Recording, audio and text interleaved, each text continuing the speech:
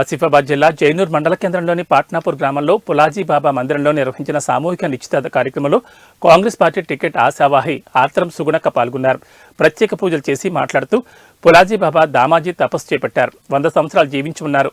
భక్తులు తెలంగాణ రాష్ట్రం నుంచే కాకుండా అటు మహారాష్ట్ర, ఛత్తీస్గఢ్ నుంచి కూడా భారీ ఎత్తున వచ్చి పూజలు చేస్తారని సుగుణక్క తెలిపారు. జైనూర్ మండలకు మధ్యన ఉన్నటువంటి దామాజీ తపస్వి భూమి గడ్డపైన మరి పులాజీ బాబా తను 12 సంవత్సరాలు తపస్సు చేసి మరి ఒక దైవ సన్నిధిలో అంటే తను పూర్తిగా కూడా ఒక దైవంలో లీనమైపోయి ఏ విధంగా ఉండాలి, ఈ సమాజంలో సమాజం ఏ విధంగా ఉండాలనేది ఈ యావత్ సమాజానికి నేర్పినటువంటి గొప్ప వ్యక్తి పులాజీ బాబా గారు. మరి పులాజీ బాబా చెప్పినటువంటి బోధన కావచ్చు, అతను చేసినటువంటి చాలా రకాలైనటువంటి పనులు, చాలా మంచి పనులు చేశారు.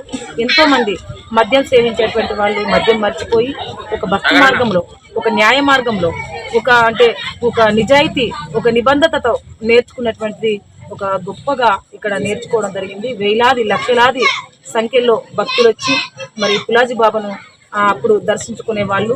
తన యొక్క బోధన చాలా మంది వినేవాళ్ళు అన్నమాట. ఎందుకంటే తను చేసేటువంటి బోధన తల్లిదండ్రులను ప్రేమించాలి, పెద్దలను గౌరవించాలి. మనం ఎప్పుడైతే మనపైన మనకు నమ్మకం ఎప్పుడైతే ఉంటుందో ఇతరులను కూడా మనము ఒక మంచి భావనతోటి మనం చూడగలుగుతాము. ఒక మంచి నిబద్ధనతోటి ఉండాలి, ఒక న్యాయంగా మనం ఉండాలి, ఒకరికి సేవ చేయాలి, ఒకరిని ప్రేమించాలి, అభిమానించాలి.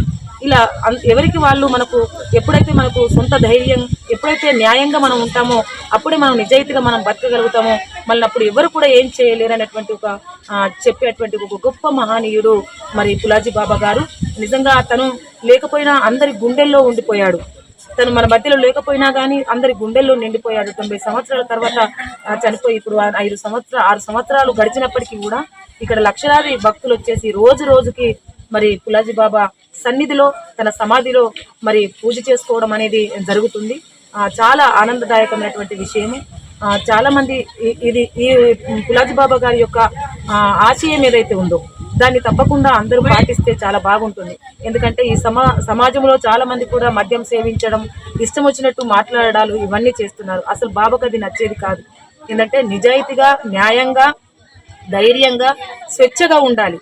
ఆ విధమైనటువంటి ఒక గొప్ప ఆలోచన కలిగినటువంటి వ్యక్తులు. తను దేవుడు అనేవాడు అంటే ఎక్కడో గుళ్ళో కాదు, మనలో ఉండాలి, మన గుండెల్లో ఉండాలి, మన మంచితనంలో ఉండాలి అనేటువంటి చెప్పేటువంటి వ్యక్తులు మరి పులాజీ బాబా గారు. నిజంగా ఈ సన్నిధిలో ఇంతమంది భక్తులతో సందడి చూస్తూ ఉంటే చాలా ఆనందంగా ఉంది. ఈ మన యొక్క పులాజీ బాబా యొక్క ఆశయం ఏదైతే ఉందో అది మునుముందుకు ఇంకా తీసుకెళ్ళాలి అనేసి నేను కోరుకుంటున్నాను. యావత్తు ఉమ్మడి ఆంధ్రప్రదేశ్ అండ్ అది తెలంగాణనే కాకుండా మిగతా మహారాష్ట్ర, ఛత్తీస్గఢ్, ఒరిస్సా రాష్ట్రాల నుంచి కూడా ఇక్కడికి వచ్చి భక్తులు సందర్శించడం అనేది చాలా గొప్ప విషయము. ఇది మున్ముందు ఇంకా ఎదగాలి, పులాజీ బాబా గారి యొక్క ఆశయాలు నెరవేరాలనేసి కోరుకుంటున్నాను.